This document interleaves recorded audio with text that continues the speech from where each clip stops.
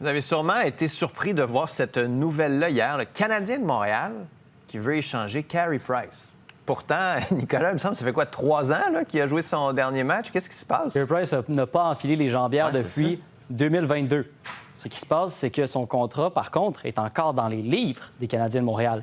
Et dans une réalité où la LNH a un plafond salarial, chaque sou compte pour les Canadiens de Montréal.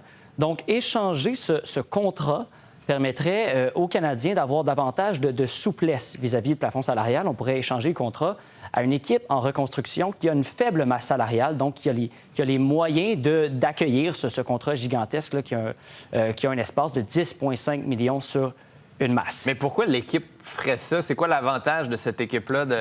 L'avantage, c'est d'aller chercher un choix au repêchage, alors que, de toute évidence, on n'a pas d'ambition pour amorcer la saison. Et on peut enfouir ensuite le contrat de Price sur la liste des blessés à long terme.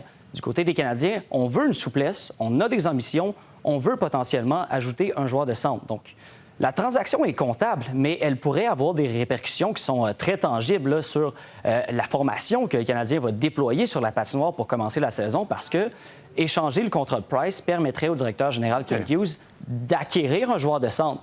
Mais même si on ne parvient pas à acquérir ce genre de centre-là, nonobstant cette deuxième transaction-là qu'on préparait, on serait quand même dans l'embarras si on ne réussit pas à se débarrasser du contrat, parce qu'on serait vraiment pris à la gorge avec le plafond salarial.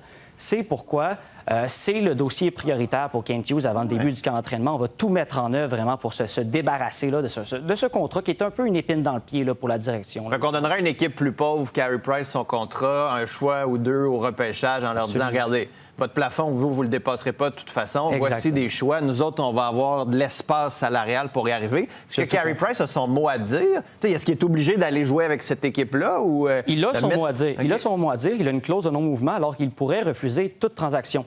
La réalité est que, Price ne joue plus et il ne veut pas nuire à son ancienne équipe avec laquelle il a disputé toute sa carrière dans la LNH. Et il a prouvé par le passé qu'il était prêt à aider l'équipe.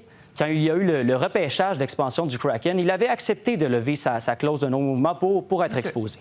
Merci, Nicolas. C'est un peu pas mal plus clair, en fait. J'ai fait de mon mieux. Comprendre ce qui se passe. J'ai fait de mon mieux. On n'est même pas entré dans les détails. Non, c'est nouveau contre là, c'est de même au baseball aussi. Ouais. Hey, on s'en parle bientôt. Salut. Yes, salut.